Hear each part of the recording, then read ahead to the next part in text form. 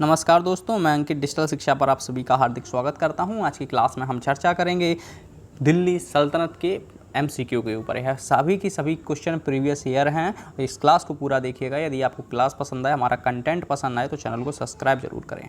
देखिएगा, सबसे पहले क्वेश्चन के ऊपर चर्चा करते हैं कि निम्नलिखित में से किस सुल्तान के पास अपने दरबार में सबसे अधिक संख्या में गुलाम हुआ करते थे?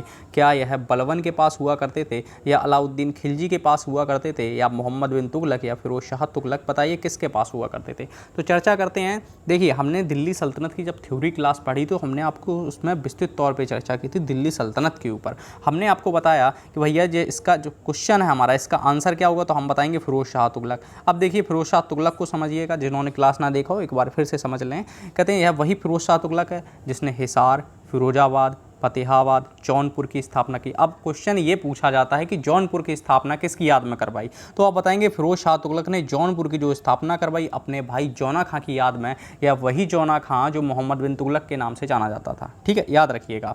तो हमारा आंसर क्या है? फिरोज शाह तुगलक हमारा आंसर है। इन सभी के ऊपर चर्चा करेंगे क्योंकि यह पूरी दिल्ली सल्तनत के ऊपर हम चर्चा करेंगे, इसलिए आगे इन सभी के ऊपर चर्चा करेंगे। और हाँ, यदि आप चैनल पर नए हो तो चैनल को सब्सक्राइब जरूर करें। ठीक है, आइए क्वेश्चन नंबर 2 के ऊपर चर्चा करते हैं। देखिए, क्वेश्चन नंबर 2, निम्नलिखित मुस्लिम्स, ये मुस्लिम कर लीजिएगा, ये थोड़ा गलत लिखा है। निम्नलिखित मुस्लिम शासकों में किसने अपने समय में सख्त मूल्य नियंत्रण प्रणाली लागू की थी? क्या अलाउद्दीन खिलजी ने की थी, इल्तुतमिश ने की थी, मोहम्मद बिन तुगलक ने की थी, या फिर शेर शाह सूरी की बात करते हैं? शेर शाह सूरी। तो हमने जब अलाउद्दीन खिलजी, हमारा आंसर क्या है याद रखिए, इसका आंसर अलाउद्दीन खिलजी है। जब हमने खिलजी वंश पढ़ा तो हमने आपको बताया कि अलाउद्दीन खिलजी जो 1296 से दिल्ली का सल्तनत का शासक बनता है और लगभग 1316 तक यह दिल्ली का शासन करता है। या वही अलाउद्दीन खिलजी है जिसने बाजार मूल्य नियंत्रण प्रणाली को सबसे अच्छे से और सबसे बेहतरीन तरीके से लागू किया। इसने कहा कि जो व्यक्ति जितना कम आपको तौलेगा, जितना बड़ा घोटाला करेगा, उससे उतना ही वजन का मांस उससे तौल लिया जाएगा, काट लिया जाएगा। या वही अलाउद्दीन खिलजी है जिसने दक्षिण भारत में विजय अभियान चलाया। इसका जो सेनापति हुआ करता था मलिक काफूर, उसने दक्षिण भारत में भेजा। मलिक काफूर आपको याद होगा, गुजरात विजय अभियान के दौरान इसने मलिक काफूर को 1000 दीनार में इसे मिला हुआ था, कहते हैं, इसलिए मलिक काफूर को 1000 दीनारी भी कहा जाता है। या वही अलाउद्दीन खिलजी है जिसने आपने मूवी देखी होगी पद्मावत, जब इसमें दिखाया गया है कि रावल रतन सिंह अलाउद्दीन खिलजी का युद्ध होता है। ठीक है, तो अलाउद्दीन खिलजी ने 1000 खंबा महल बनवाया था, सीरी का किला बनवाया था, 1296 से 1316 तक दिल्ली का शासक बना। 1000 दीनारी इसके मतलब आप कह सकते हैं कि 1000 दीनारी जो मलिक काफूर था दक्षिण भारत में इसके जीत के दिया था, इसका सेनापति था। ठीक है, आइए इल्तुतमिश के ऊपर भी चर्चा करेंगे आगे, मोहम्मद बिन तुगलक के शेर शाह सूरी। देखिए, शेर शाह सूरी को समझते हैं क्योंकि इससे क्वेश्चन आगे मिलेगा नहीं। शेर शाह सूरी 1540 में जो आप हुमायूं को जब यह हराता है युद्ध में 1540 में, 1545 तक यह दिल्ली का सुल्तान बनता है। यह यानी कि कह सकते हैं दिल्ली का सुल्तान या आगरा का सुल्तान यह बनता है। ये फिरोज शाह तुगलक, इसने डाक व्यवस्था लागू की। इसकी जो पुलिस व्यवस्था थी वो बहुत अच्छी थी, इसकी अभी तक पुलिस व्यवस्था की तारीफ होती है। इसने एक नेशनल हाईवे टाइप का इसने बनवाया था। ठीक है, याद रखिएगा। तो हमारा जो क्वेश्चन था उसका आंसर क्या था? हमारे क्वेश्चन का आंसर अलाउद्दीन खिलजी था। यदि आप चैनल पर नए हो तो चैनल को एक बार सब्सक्राइब जरूर करें। ठीक है, आइए क्वेश्चन नंबर 3 के ऊपर चर्चा करते हैं। कहते हैं कि दिल्ली के किस सुल्तान ने एक अलग कृषि विभाग की स्थापना की और फसलों के रोटेशन की योजना बनवाई? देखिए, यह वही सुल्तान है जिसे कहा जाता है कि यह दिल्ली सल्तनत में सर्वाधिक विद्वान सुल्तान था, सबसे ज़्यादा पढ़ा लिखा सुल्तान था, परंतु इसे रक्त पिपासु कहा गया। इस सुल्तान को, इसको पागल कहा गया। फिर भी इसे पागल इसकी योजनाओं की वजह से, योजनाएं बहुत अच्छी थी पर यह जिस टाइम पे लागू की गई वह समय खराब था बस। कहते हैं आपने एक योजना सुनी होगी राजधानी परिवर्तन, जो दिल्ली से दौलताबाद या राजधानी ले जाते हैं। एक और योजना सुनी होगी सांकेतिक मुद्रा, वो भी आपने सुनी होगी। या वही मोहम्मद बिन तुगलक होता है। 1336 में आपने सुना होगा कि हरियर बुक्का नामक 2 भाइयों ने विजयनगर साम्राज्य की स्थापना की और अपने पिता संगम के स्थान पर संगम वंश की नींव रखते हैं। एक और आपने सुना होगा 1347 की बात आती है, बहमनी साम्राज्य की स्थापना हसन गंगू के द्वारा करी जाती है। अगर आपसे कहा जाए कि दिल्ली सल्तनत में सबसे बड़ा साम्राज्य किसके पास था, तो आप बताएंगे मोहम्मद बिन तुगलक के पास था। और इस क्वेश्चन का हमारा जो आंसर है, या इसका आंसर मोहम्मद बिन तुगलक ही हमारा आंसर हो जाएगा। या वही मोहम्मद बिन तुगलक है जिसने कृषियों के विभाग के लिए, कृषि की पैदावार बढ़ाने के लिए, कृषि की अच्छी फसल होने के लिए एक अलग से इसकी विभाग की स्थापना की और इस विभाग को दीवान कोही नाम दिया। अगर आपसे पूछा जाए कि दीवान कोही विभाग की स्थापना किसके द्वारा करी जाती है, आप बताएंगे मोहम्मद बिन तुगलक के द्वारा दीवान कोही विभाग की स्थापना करी जाती है। देखिए, या वही मोहम्मद बिन तुगलक है। आपने कहा कि इसका नाम जौना खां मिलता है और जौना खां के द्वारा जो लकड़ी का महल बनवाया गया था, इसके द्वारा लकड़ी के महल से निर्मित ही इसके पिता की मृत्यु हो जाती है। जो कौन थे आप बताएंगे, जो कि जो तुगलक वंश था उसके संस्थापक थे, उनका नाम आप कमेंट में जरूर लिखिएगा। ठीक है, हमने आपको जब थ्योरी क्लास पढ़ाई थी तो संपूर्ण रूप से पढ़ाया था। आगे भी और भी चर्चा करेंगे इन सभी के ऊपर। अभी क्लास पे बने रहिएगा और चैनल पे नए हो तो चैनल को एक बार सब्सक्राइब जरूर करिएगा। देखिएगा, आगे आपसे पूछा गया है कि निम्नलिखित में से वह दिल्ली का कौन सा सुल्तान है जिसकी मृत्यु चौगान खेलते समय या फिर पोलो खेलते समय हो गई? क्या यह कुतुबुद्दीन ऐबक है, या अलाउद्दीन खिलजी है, या फिरोज शाह तुगलक है, या फिर गयासुद्दीन तुगलक है? बताइएगा। तो हमने आपसे बताया है कि बताइए जिस गुलाम वंश की स्थापना, ममलूक वंश की स्थापना किसके द्वारा करेगी? आप बताएंगे कुतुबुद्दीन ऐबक के द्वारा। चौगान खेलते समय 1210 में, याद रखिए चौगान खेलते समय 1210 में मृत्यु होती है कुतुबुद्दीन ऐबक की। कुतुबुद्दीन ऐबक अपनी राजधानी को कहाँ बनाता है? कहते हैं इसने अपनी राजधानी को लाहौर में बनाया, इसने दिल्ली में नहीं बनाया, इसने अपनी राजधानी लाहौर में बनाई, लाहौर से ही यह शासन करता था। ठीक है, याद रखिए कुतुबुद्दीन ऐबक। इसकी मृत्यु 1210 में होती है। कब? चौगान खेलते समय होती है। लाहौर में जब इसकी मृत्यु होती है तो उसके बाद इसका जो पुत्र था बड़ा आराम शाह बनता है। यह शासन कब तक रहता है? यह शासक आता है 8 महीनों तक। लेकिन इसके बाद क्या होता है? इल्तुतमिश आते हैं। इल्तुतमिश जो उसमें बदायूं के गवर्नर हुआ करते हैं और दिल्ली पर अपना अधिकार कर लेते हैं। और 1211, याद रखिए लगभग 1211 में दिल्ली भारत की राजधानी बनती है, दिल्ली सल्तनत की। कौन बनाता है? इल्तुतमिश बनाता है। इल्तुतमिश के विषय में अगर पूछा जाए तो जो दिल्ली सल्तनत का वास्तविक संस्थापक किसे कहा जाता है? कुतुबुद्दीन ऐबक। यह वही कुतुबुद्दीन ऐबक है जिसने 2.5 दिन का झोपड़ा बनवाया, याद होगा। कुतुब मीनार की नींव रखी, यह वही कुतुबुद्दीन ऐबक है। ठीक है, याद रखिएगा। और यह एक चीज़ और याद रखिए, यह वही कुतुबुद्दीन ऐबक है जिसने सुल्तान की उपाधि कभी ग्रहण नहीं की, इसने मलिक या सिप्पे सलार की उपाधि से यह शासन करता था, याद रखिएगा। तो मलिक और सिप्पे सलार की उपाधि इसने धारण की, कुतुबुद्दीन ऐबक। ठीक है, याद रखिएगा। और हाँ, यदि आपको ज़्यादा जानकारी चाहिए, सिर्फ थ्योरी पढ़नी है, तो आप हमारी थ्योरी वाली क्लास पे दिल्ली सल्तनत की पे जा सकते हैं, विस्तृत रूप से हमने उसमें चर्चा की। यदि आप चैनल पर नए हो तो चैनल को एक बार सब्सक्राइब जरूर करें यदि आपको क्लास पसंद आ रही हो। ठीक है, तो हमारा इसका आंसर क्या है? बताएंगे कुतुबुद्दीन ऐबक है। अब देखिए एक और हमसे आगे क्वेश्चन पूछा गया, बताइए कि तराइन की जो लड़ाई हुई, तराइन की प्रथम लड़ाई 1191 किनके बीच हुई और इसमें विजयी कौन हुआ? आइए चर्चा करते हैं। तराइन का प्रथम युद्ध लगभग 1191 में हुआ और यह जो युद्ध हुआ था वो मोहम्मद गौरी और पृथ्वीराज चौहान के मध्य हुआ था। हमारा आंसर क्या होगा? तो बताएंगे मोहम्मद गौरी और पृथ्वीराज चौहान हमारा आंसर होगा। ठीक है, लेकिन तराइन का जब दूसरा युद्ध होता है वो कब होता है? 1192 में होता है। तराइन का दूसरा युद्ध 1192 में, इसमें विजयी कौन हुआ? आप बताएंगे तराइन के दूसरे युद्ध में मोहम्मद गौरी विजयी होता है, जबकि प्रथम युद्ध में पृथ्वीराज चौहान विजयी होते हैं। ठीक है, तो इस क्वेश्चन का हमारा आंसर जो है वो हमारा option number B Mohammad Ghori और पृथ्वीराज चौहान हो जाएगा। ठीक है, और इसके बाद ही पृथ्वीराज चौहान के जब ये तराइन के युद्ध में हार गए उस समय दिल्ली के ऊपर कब्जा हो जाता है मोहम्मद गौरी का, और दिल्ली उसके बाद यह राजधानी अपने जो गुलाम होते हैं कुतुबुद्दीन ऐबक को अपनी दिल्ली सौंप के चले जाते हैं। ठीक है, याद रखिएगा। आइए आगे क्वेश्चन के ऊपर चर्चा करते हैं। कहते हैं रजिया सुल्तान किसकी बेटी थी? बहुत सरल क्वेश्चन है। रजिया सुल्तान किसकी बेटी थी? हमने आपको पढ़ाया था कि इल्तुतमिश की बेटी थी, कुतुबुद्दीन ऐबक की, नसरुद्दीन की, या पलवन की। बताइए रजिया सुल्तान जो भारत की एक प्रथम महिला मुस्लिम शासका बनती है, या वही मुस्लिम शासका है जो भारत में 1236 से 1240 तक भारत की शासका रहती है, या वही रजिया सुल्तान है जो चोला और कुल्हा पहन के यानी कि पुरुषों की तरह दिल्ली के दरबार में आया करती थी। अगर आपसे कहा गया, एक बार भी धोखे से पूछ लिया गया कि बताइए कि लोगों के द्वारा इसे चुना गया, हालांकि उत्तराधिकारी तो इसे इल्तुतमिश ने पहले ही घोषित कर दिया, लेकिन इसे शासक की गद्दी नहीं मिली थी क्योंकि एक महिला होने की वजह से। लेकिन हुआ क्या कि दिल्ली की जनता ने इसे गद्दी के ऊपर बैठाया था। ठीक है, तो रजिया सुल्तान किसकी बेटी थी? आप बताएंगे इल्तुतमिश की बेटी थी। ठीक है, रजिया सुल्तान किसकी? इल्तुतमिश की बेटी थी, जो 1236 से 1240 तक भारत की शासका रही, और इसकी जो मृत्यु हो जाती है डाकू के द्वारा कैथल के पास कर दी जाती है, इसकी मृत्यु होती है। ठीक है, याद रखिएगा। आगे के क्वेश्चन के ऊपर चर्चा करते हैं। कहते हैं किसके शासनकाल में सबसे अधिक मंगोल आक्रमण हुए? एक क्वेश्चन अगर ऐसे पूछा जाए किसने सबसे ज़्यादा मंगोल आक्रमण को विफल किया, वह क्वेश्चन अलग है, और यह क्वेश्चन अलग है कि किसके शासनकाल में सबसे ज़्यादा मंगोल आक्रमण हुए। बताइए, तो आप बताएंगे भैया कि जो सबसे ज़्यादा जो मंगोल आक्रमण हुए क्या है? बलबन के दरबार में हुए, क्या अलाउद्दीन खिलजी के समय हुए, मोहम्मद बिन तुगलक के समय, या फिरोज शाह तुगलक के समय?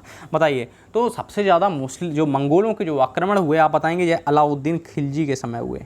ठीक है, याद रखिए अलाउद्दीन खिलजी के समय सबसे ज़्यादा मुस्लिम आक्रमण हुए। यदि आपसे क्वेश्चन ऐसे करके पूछ लिया जाए कि बताइए भैया कि जो मुस्लिम आक्रमण है सबसे ज़्यादा मंगोलों के आक्रमण को जो मंगोलों के आक्रमण को सबसे ज़्यादा विफल किसने किया, तब आप बताएंगे भैया कि जो मोहम्मद बिन तुगलक के पिताजी होते हैं गयासुद्दीन तुगलक, उन्होंने सबसे ज़्यादा मंगोल आक्रमण को विफल किया है। ठीक है, याद रखिएगा।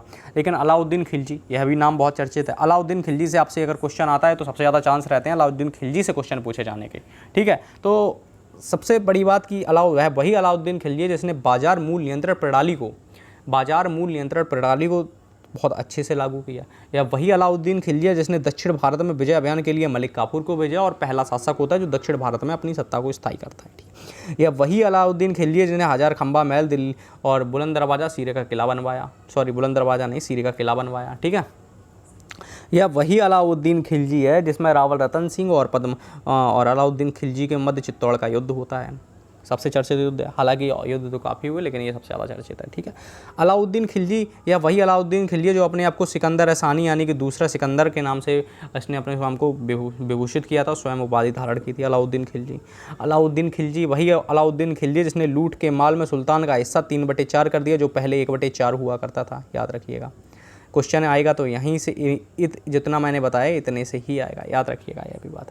यदि आप चैनल पे नए हो तो चैनल को एक बार सब्सक्राइब जरूर करें, वीडियो को लाइक करें, कमेंट करके अपना फीडबैक अवश्य दें। यदि आपको एक्सप्लेनेशन अच्छा लग रहा है तो भी चैनल को लाइक करें, क्योंकि हमारी जो क्लासें हैं वो बराबर आती रहेंगी। अभी तक बीच में थोड़ी तबीयत खराब थी इसलिए बीच में क्लासें आ नहीं पाई थी। ठीक है, याद रखिएगा। तो आगे लोधी वंश का अंतिम शासक कौन था, ये सबसे अच्छा क्वेश्चन है। कहते हैं लोधी वंश का जो अंतिम शासक था, कहते हैं 1526 में एक युद्ध हुआ, आप सभी को याद होगा। 1526 में पानीपत का युद्ध हुआ। पानीपत का जो युद्ध हुआ वो किसके मध्य हुआ, तो आप बताएंगे बाबर और इब्राहिम लोधी के मध्य हुआ। कहते हैं दिल्ली सल्तनत का पहला ऐसा सुल्तान हुआ करता है जो युद्ध मैदान में मारा गया। तो पानीपत का प्रथम युद्ध बाबर और इब्राहिम लोधी के मध्य हुआ, तो हमारा इस क्वेश्चन का जो आंसर होगा वो इब्राहिम लोधी होगा। ठीक है, तो लोधी वंश का अंतिम शासक इब्राहिम लोधी होता है जिसकी मृत्यु बाबर से युद्ध करते समय पानीपत के प्रथम युद्ध में हो चुकी थी। ठीक है, याद रखिएगा। और पानीपत के प्रथम युद्ध के बाद पानीपत का अगर दूसरा युद्ध पूछे वो किसके मध्य हुआ, तो आप बताएंगे अकबर और हेमू के मध्य हुआ। ठीक है, याद रखिएगा। आइए आगे के क्वेश्चन के ऊपर चर्चा करते हैं। कहते हैं दिल्ली के प्रथम सुल्तान कौन थे जिन्होंने दक्षिण भारत में जो अपने विजय अभियान किया, दक्षिण भारत को विजयी बनाया, दक्षिण भारत को पराजित करने का प्रयास किया। ठीक है, क्या ये कुतुबुद्दीन ऐबक थे, नासिरुद्दीन खुसरो शाह थे, अलाउद्दीन खिलजी थे या जलालुद्दीन फिरोज खिलजी थे। क्वेश्चन में पूछा गया दिल्ली के प्रथम सुल्तान कौन थे जिन्होंने दक्षिण भारत को पराजित करने का प्रयास किया। आपका आंसर होगा अलाउद्दीन खिलजी। या पहले सुल्तान होते हैं तो दक्षिण भारत में जाते हैं और उन्हें पराजित करने का प्रयास करते हैं और इसमें सफल भी होते हैं। कहते हैं दक्षिण भारत कोई जा ही नहीं सकता था, बहुत उबड़ खाबड़ रास्ता, उत्तर भारत एक प्लेन रास्ता था, दक्षिण भारत पठारों से भरा हुआ है। कहते हैं अलाउद्दीन खिलजी ऐसा पहला सुल्तान जो दक्षिण भारत में जाता है। अलाउद्दीन खिलजी को मतलब किसको भेजता है, आप बताएंगे भैया कि 1000 दीनारी। 1000 दीनारी आप बताएंगे किसे कहा जाता है, आप बताएंगे मलिक काफूर को 1000 दीनारी कहा जाता है। ठीक है, और अलाउद्दीन खिलजी का जो शासनकाल था वो 1296 से 1316 तक था। कब से कब तक, तो कहेंगे 1296 से 1316 तक अलाउद्दीन खिलजी का शासनकाल रहता है और लगभग 1320 में खिलजी वंश समाप्त भी हो जाता है। ठीक है, याद रखिएगा। या वही अलाउद्दीन खिलजी, अभी हमने खूब अच्छे से चर्चा की अलाउद्दीन खिलजी को, इनको सिकंदर असानी। और एक और चीज़ याद रखिएगा, अलाउद्दीन खिलजी ने एक स्थायी सेना की नींव रखी।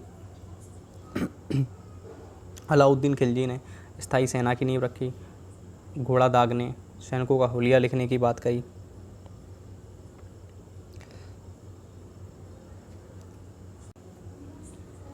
यह वही अलाउद्दीन खिलजी हैं सबसे पहली बार क्या करते हैं, कहते हैं सैनिकों का हुलिया रखते हैं और सेना को स्थायी यानी कि नगद वेतन देते हैं और सेना को स्थायी करते हैं। ठीक है, इख्तियारी प्रथा को भी समाप्त यही करते हैं अलाउद्दीन खिलजी। ठीक है, याद रखिएगा। यदि आपसे क्वेश्चन पूछा जाए काफ़ी ज़्यादा महत्वपूर्ण है ये सब। दिल्ली सल्तनत में सबसे ज़्यादा चांस रहते हैं अलाउद्दीन खिलजी के आने के। ठीक है, आगे क्वेश्चन के ऊपर चर्चा करते हैं। कहते हैं यात्री इब्न बतूता, सबसे ज़्यादा बार क्वेश्चन पूछा जाता है ये। हाल ही में जो बीपीएससी का पेपर हुआ उसमें भी शायद यही क्वेश्चन आया था कि ये इब्न बतूता कहाँ का यात्री था। आप बताएंगे इब्न बतूता तो यात्री तो मोरक्को का था, लेकिन यहाँ से एक और क्वेश्चन बनता है। कहते हैं इब्न बतूता तो भैया मोरक्को का यात्री था और एक किसके दरबार में आया, तो इब्न बतूता मोहम्मद बिन तुगलक के दरबार में आया। यह मोरक्को का यात्री था। इसकी जो पुस्तक थी वह किस नाम से थी, तो आप बताएंगे रेहला के नाम से इसकी पुस्तक होती है। ठीक है, याद रखिएगा।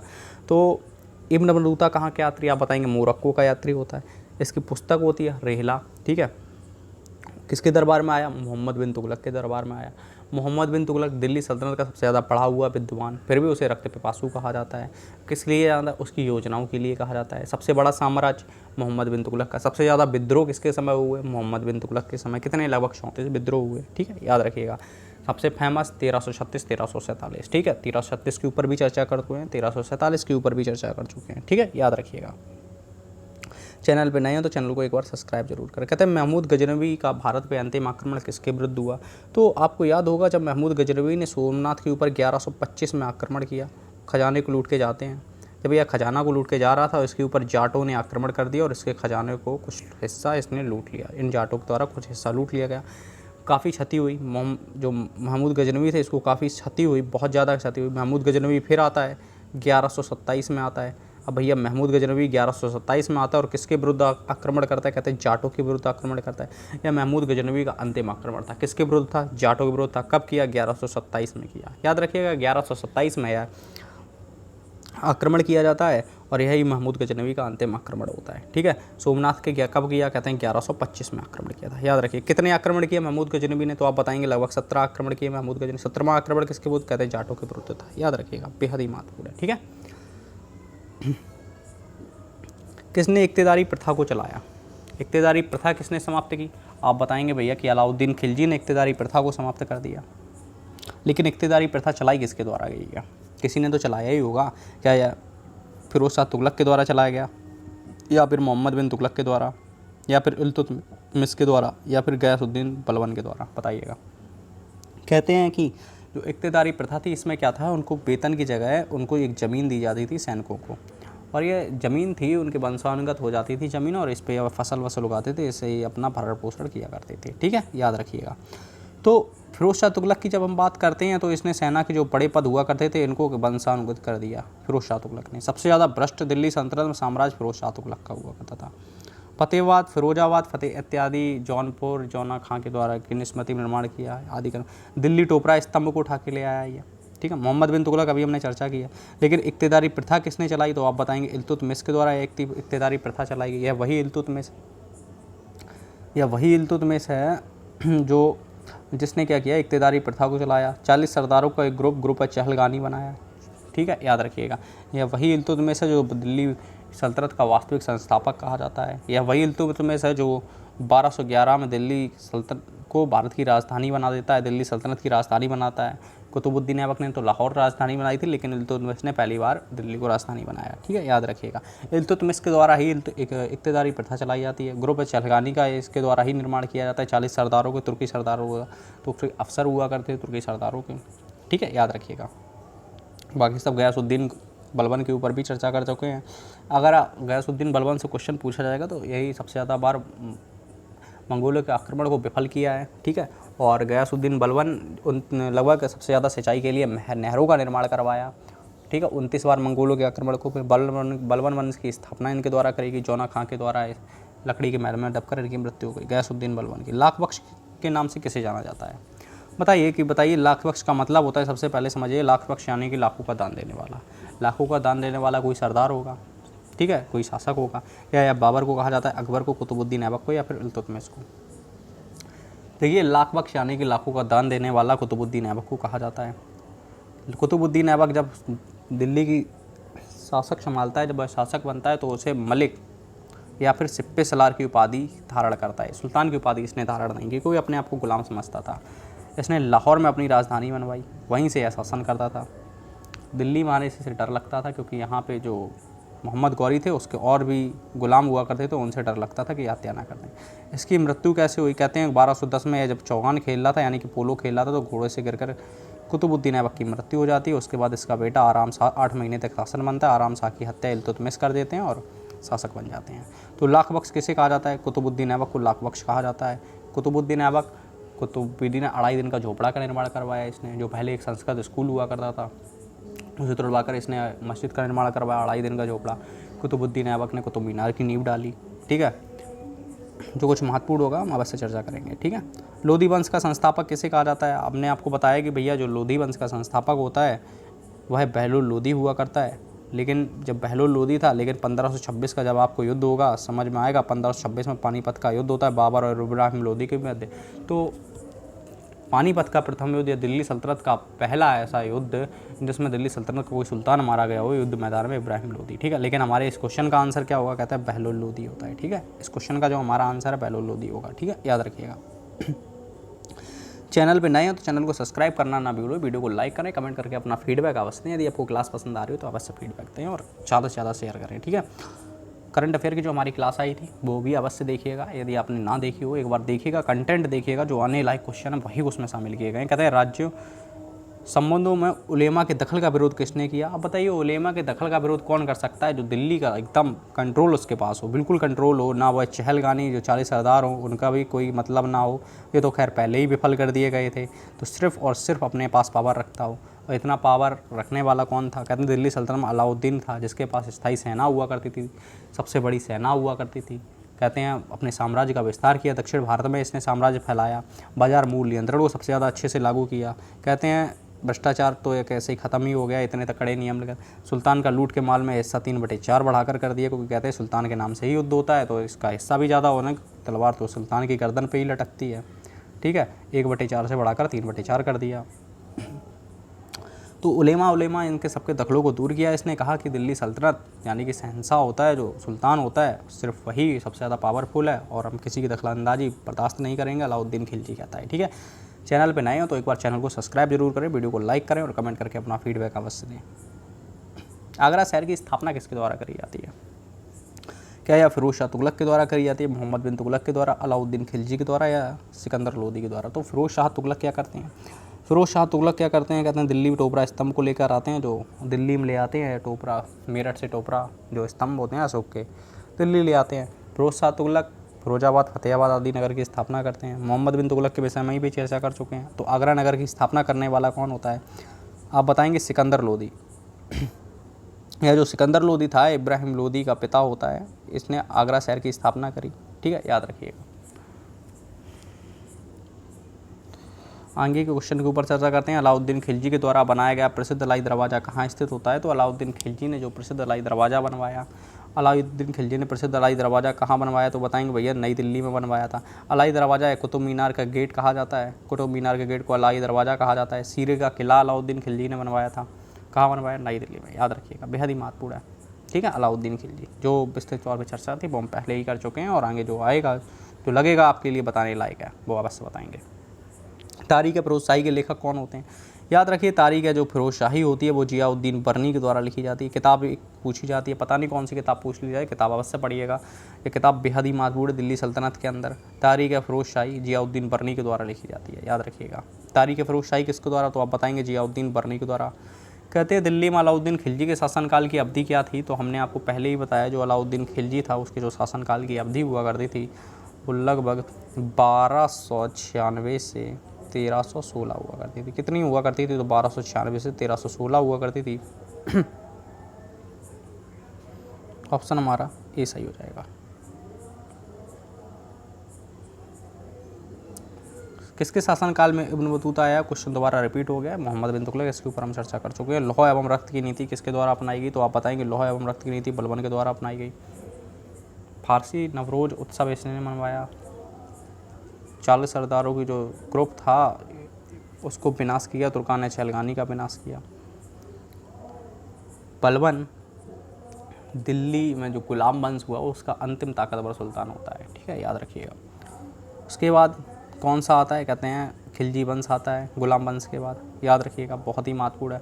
ग्रुप है चहलगानी का, इसने विनाश किया बलबन ने। यदि आप चैनल पर नए हैं तो चैनल को सब्सक्राइब करें। और लौह एवं रक्त की नीति की बात करते हैं तो बलबन का नाम आता है। तो हमारा क्वेश्चन का जो आंसर है वो बलबन हो जाएगा। गला भी पूरी तरह से ठीक नहीं है, ज़्यादा हम बोल नहीं सकते हैं, जितना शुरू में बोला था हमने, लेकिन अब बोलने में थोड़ी परेशानी भी हो रही है।